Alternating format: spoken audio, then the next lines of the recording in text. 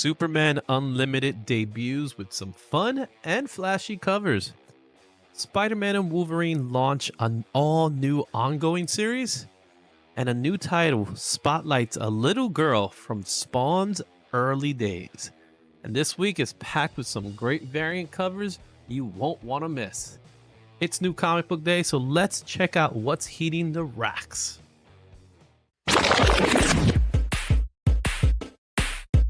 Yeah.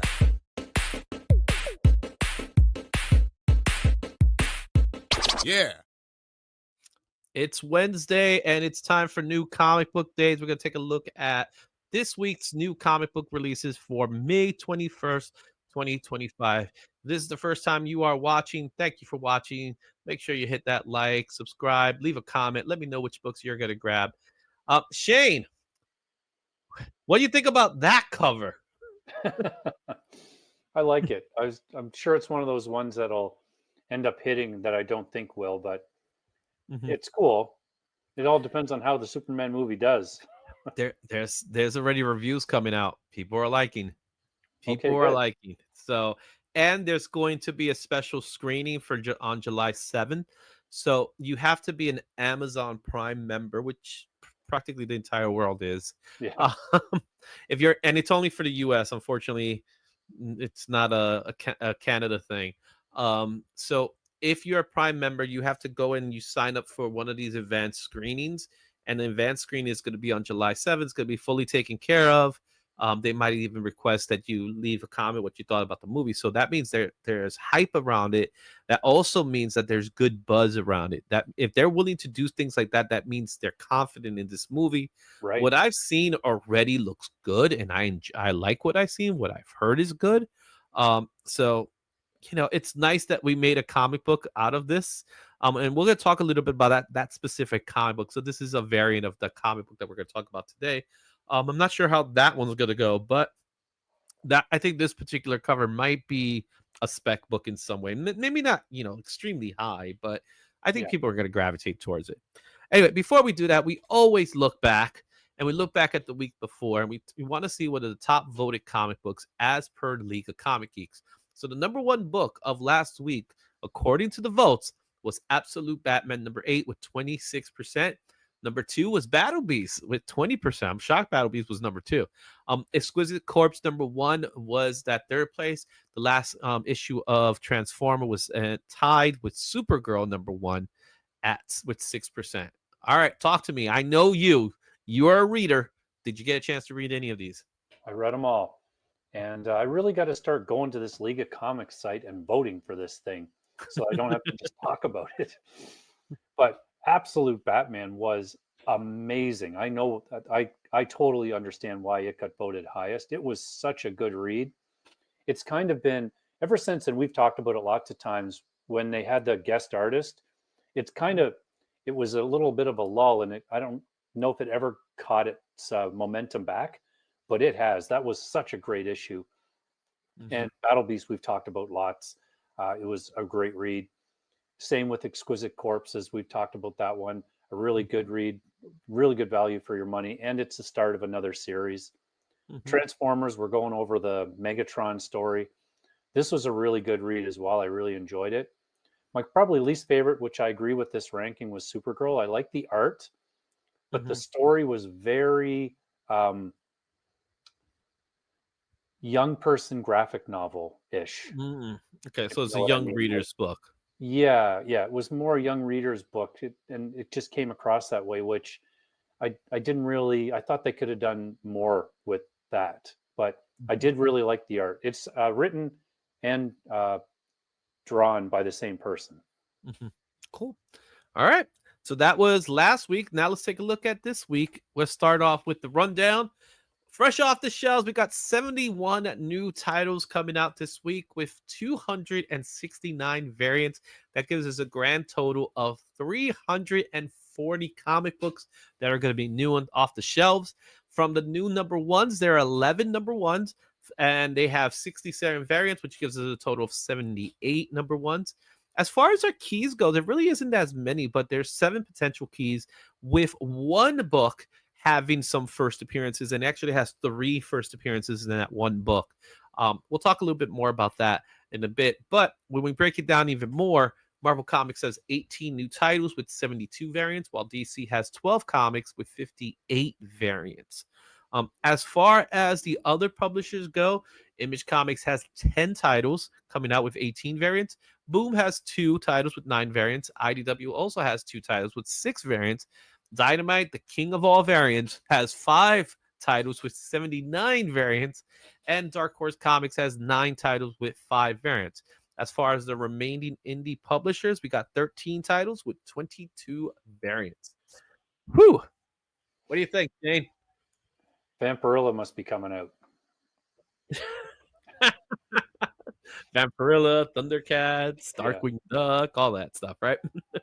All right, let's take a look at our keys that we believe are coming out this week. And we're going to start off with that Superman Unlimited #1. This is the premiere issue by Dan Slott and Raphael Albuquerque. He says Gary. All right. It's the summer Superman heats up with a brand new ongoing series taking on the DCU by storm. There's some banger covers, as you can see right now. We got cover A, we got the Sozomaki cover, that's also really nice, and there's a special 1 in 250 Lanil Francis Yule cover. Also, there's more covers. We'll take a look at those covers when we get to the eye-catching variants. But what are your thoughts on Superman Unlimited? Did you get a chance to read the preview in Summer of Superman? Yeah, I did. So I'm looking forward to checking out the first issue. I Mhm. kind of I made it into issue 25 or 26 of the regular Superman title, and I was kind of starting to think, okay, maybe I stop getting this now. But it's a great read. It's just a matter of, limited funds and trying to reduce stuff. But I'm hoping to give this one a chance, and I love that Francis Yu cover. It's great. What's your thoughts on Dan Slott taking a stab on Superman? I think it's fine. Like he's been around a long time and has some input. I liked his Spider-Man stuff. Um, so I'm looking forward to seeing what he can do with Superman. I'm really looking forward to having someone tackle it that gives us something a little bit different. Mhm. Like Absolute Superman, we've got that, but the regular Superman line, uh, I'm really looking forward to that. And they've been trying, like with the Superman main arc, with Yeah. Supercorp and Lex and Mhm. all that stuff. It was interesting, but yeah, hopefully we'll Hmm. be see something new. And I think with Dan Slott, he's big on supporting cast members. With when he left Spider-Man, he was leaving it with Super Spider Boy, a new Spider Girl coming out, and here we're gonna see the whole family dynamic with John Kent being a part of it. Crypto's part of the storyline as well. They got to keep him in there because of the whole movie coming out, Yeah, so we got to see more Crypto. So we'll yeah, see how that turns out. Um, I'm not a big Dan Slott fan myself. I'm not. I've never been like big on his work, but I do like his Batman Arkham Asylum story that he did years ago. That's pretty good. Yeah, he had Spider Man in a time that I didn't care for as much, unfortunately. So that's just me. Let's take a look at our next key watch book, and that is The Vision and the Scarlet Witch #1. This is a 5-issue limited series that coincides with The Vision and Scarlet Witch 50th wedding anniversary. Can you believe it's been 50 years? it's crazy. I I've don't only think it's made it. been 50. I don't think it's been 50 for real. I've only made it 25. Yeah, I just celebrated my anniversary. We did 22 this weekend, so um yeah, but you know what? I really am digging the Jose Maria Casanova's cover because that is an homage cover to a previous book. If you remember an Avengers book from the 90s, it was a foil edition. I don't remember exactly what number it is, but it's definitely an homage issue. Um what's your thoughts on Vision and Scarlet Witch? Oh, Izzy, poor Scarlet Witch. You're gonna get me started on another rant if you're not careful. I've been loving the Scarlet Witch series, but I Mhm. dropped it because it's constantly rebooted after 6 or 7 issues to a new #1 with a whole bunch of variants. Mhm. And the story is just continuing. And this is Yeah. the same thing that's happened They've rebooted. They've changed the title, obviously, Hmm. uh, to Vision and the Scarlet Witch, but it's another 5-issue series, and then she's going to have another one.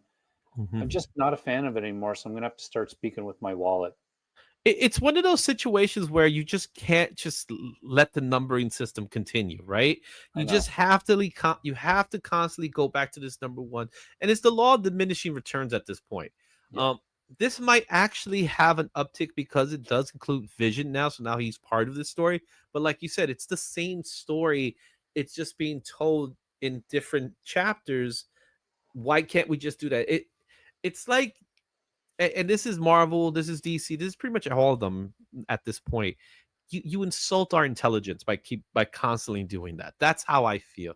It's like there was a time where we could handle the numbering system. Now Right. you make it seem like we can't. Well, And publishers took pride mhm, in having a series that made it to 100 or made it to 50. It was a point of celebration at that point. And now it's just, you know, no one thinks like that anymore. Instead, mhm, it's, and we're uh, perpetrators of it ourselves because we buy more copies of the number one. So with books mhm, like this, I just decided, you know what? Well, I don't even mhm, know if I picked this one up. I don't know if I ordered it or not. yeah. The Russell Donovan cover I do like as well. I think that's a great Yeah. cover. Um, we'll see what happens. Anyway, let's take a look at our next book, and that's Absolute Flash number 3. The Rogues press the attack. Wally's back is up against the wall as the Rogues bear down on him. Can he evade capture and harness some of his newfound speed, or is it already at the finish line?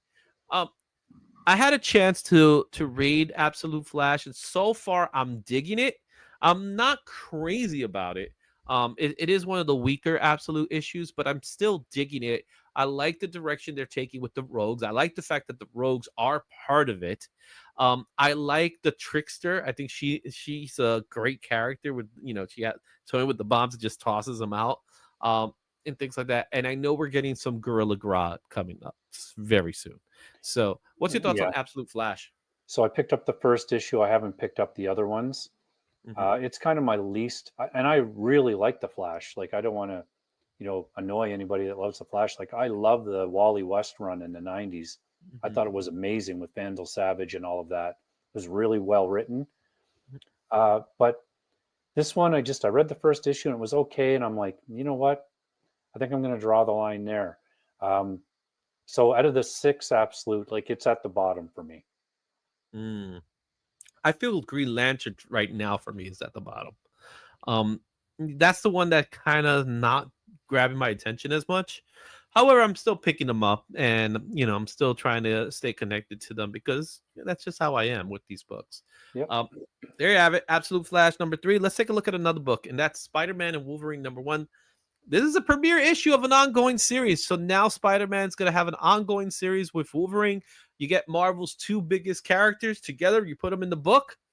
This is pretty much their version of World's Finest. Yeah, and I don't know why Marvel doesn't really do this more. They kind of got away from it with the team ups, but Mm-hmm. I just think ever since I read that first issue of Spider-Man versus Wolverine, and then subsequent, like anytime they interact, I Mm-hmm. just think that it's chemistry. Like it works. Mm-hmm. It's just an interesting relationship. It's interesting to have them both there. You know, Spider-Man can kind of hold his own against Wolverine as long as he's not trying to kill him or anything like that. So he's got the strength factor and all of that. I really enjoy it. So I can't wait to read this. Um, and the art looks really good too. So could it be that we're getting too much of Spider-Man and Wolverine? Like we have Deadpool and Wolverine, we had Spider-Man, um, but yet I personally don't have that much invested in this book because I feel like even though they call it an ongoing series, I don't feel like it's gonna last that many issues. Right. How you get what I'm saying? You get what I'm saying? It's like what do they consider ongoing, really? Right. Eh, If you eh, listen eh, to the editors, they tell you, 10 issues is a really good run.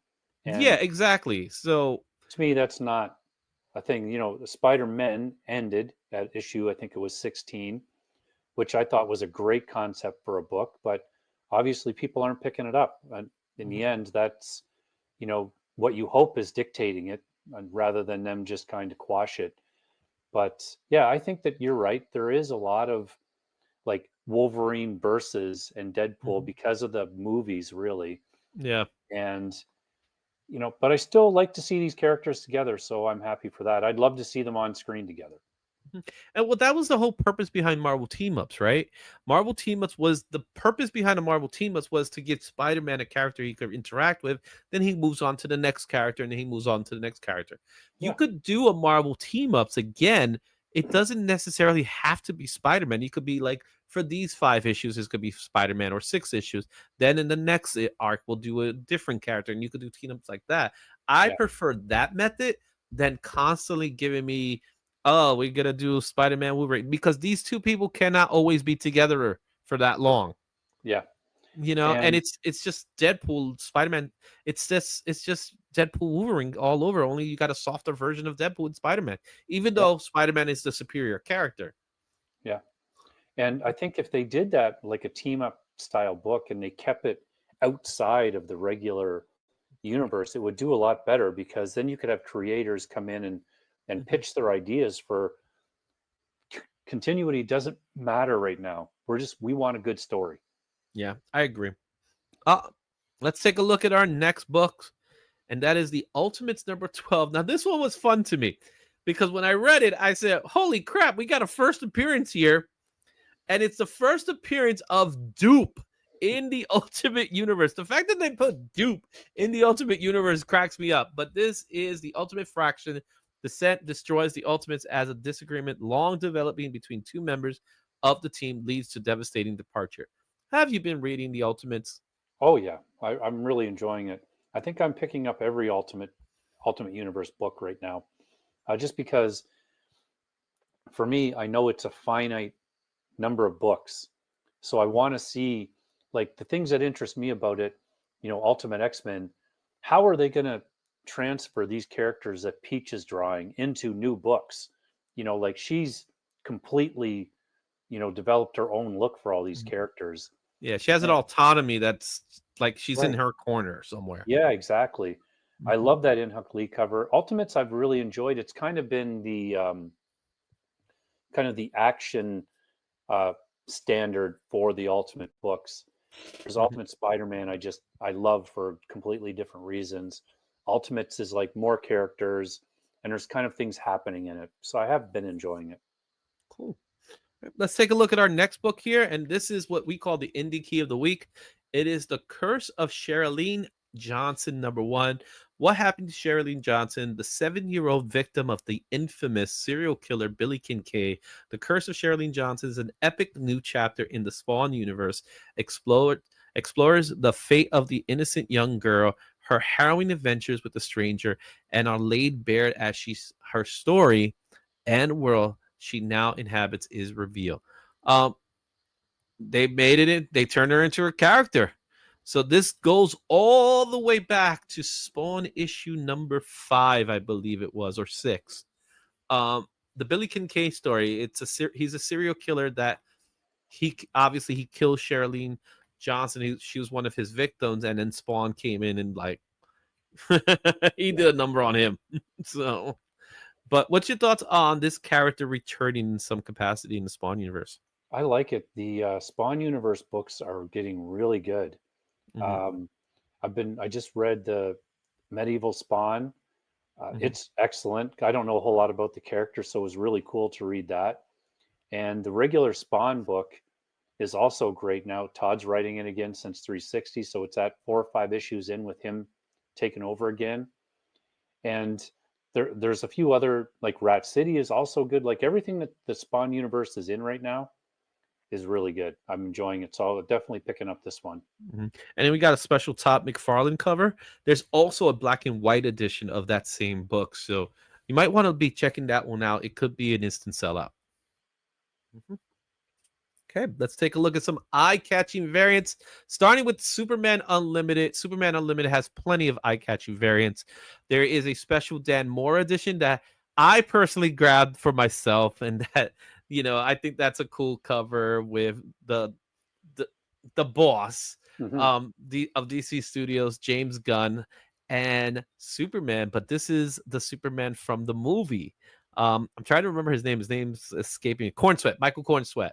Right. Um, he's this is his version. This is not his first cover as Superman. That's actually goes through another book. Uh, I'm not sure this is James Gunn's first cover. Yeah, I don't know. So that's something to look out. There's also a special Jim Lee cover. I think that's gorgeous Jim Lee cover with Superman and Crypto. And Sebastian Fumara did a nice bullet bouncing off his chest cover. All three are really cool covers. That Fumera cover is amazing. I love Mhm. it. It's great. Also for DC Comics, we have Detective Comics 1097, the Chris Stevens cover. I just love the way Batman's swinging there. The lighting in that book is pretty cool. Absolute Flash #3, the Clayton Crane. He's been doing a lot of the covers for Absolute Flash. And Batman Superman World's Finest 39, Luisio Pereiro. He does a cover there with Superman Batman against their arch enemies, the Joker and Lex Luthor. Perillo just seems to get better and better and better. I don't know what the timeline of this cover when it was done compared to Mhm. others, but the detail in it is just next level. Oh, I got to see this in my face. Um, I like the way his Joker looks like Prince.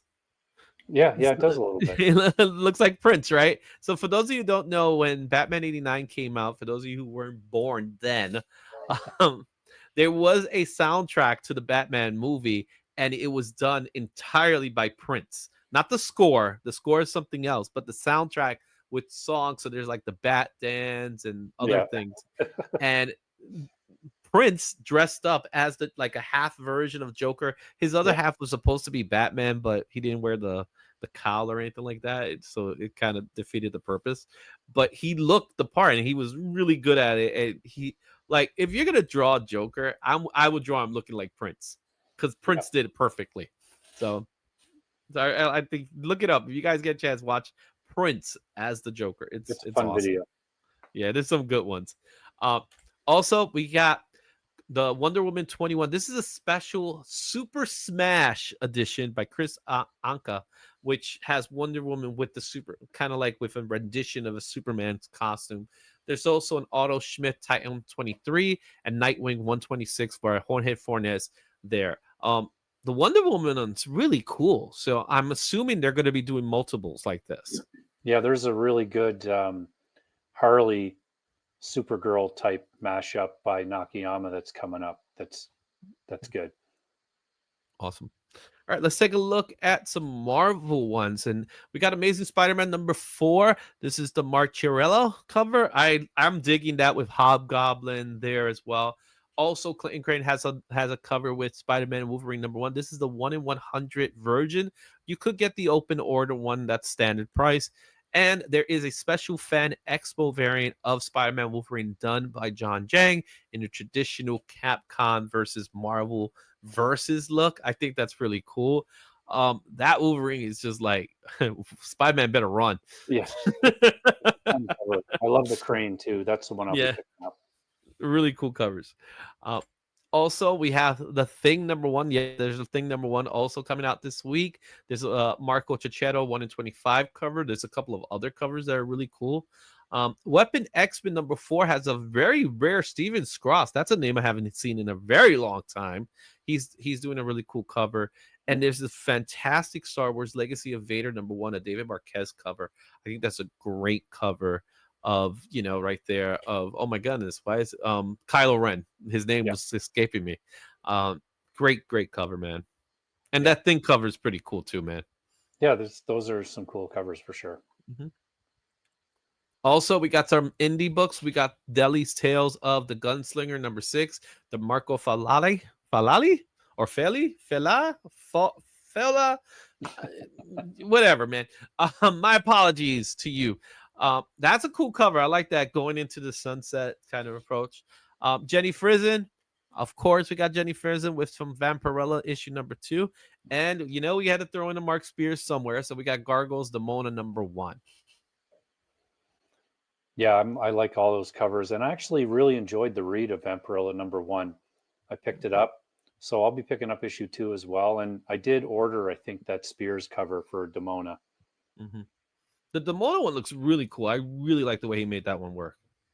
Yeah, really good colors. All right.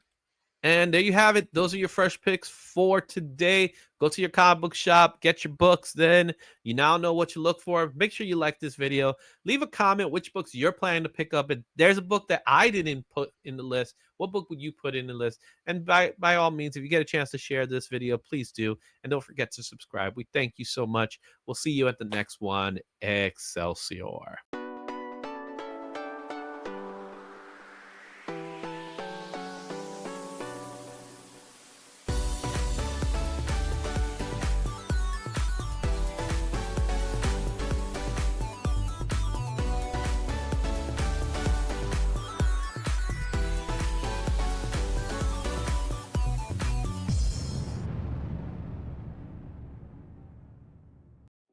Thanks for watching. Don't forget to like, comment, and subscribe for more comic content. Check out these other videos for even more insight, and I'll see you at the next one. Excelsior.